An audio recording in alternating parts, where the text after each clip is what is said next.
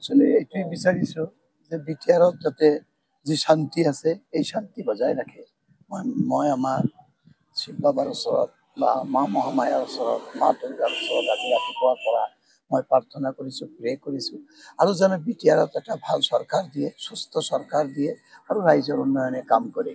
আৰু মই ভাবোঁ যে যি প্ৰাৰ্থী প্ৰতিদ্বন্দ্বিতা কৰিছে চবকে মই আন্তৰিকভাৱে শুভেচ্ছা জ্ঞাপন কৰিছোঁ। আৰু লগে লগে এইখিনি ক'ব পাৰোঁ যে ইলেকশ্যন মানে এজন জিকিব, এটা সমষ্টি, যোনে হাৰিব সিহঁতেও সিহঁতেও বেয়া কোনো পৰিৱেশ কৰিব নালাগে।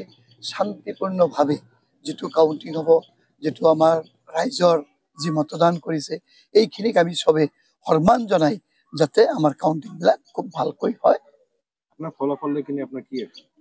মোৰ আশা ভগৱানৰ ওপৰত, ৰাইজৰ ওপৰত আশা যে ফলাফল ভালে হ'ব লাগে। এইটোৱেই মোৰ কথা, যাতে আমি খুব ভালকৈ যে আমাৰ বিটিআৰটো যে এই আগৰ বিটিআৰৰ পৰা যি শান্তিৰ বিটিআৰ আহিছে এইখিনি বজাই থাকে, এইটোৱেই মোৰ কামনা।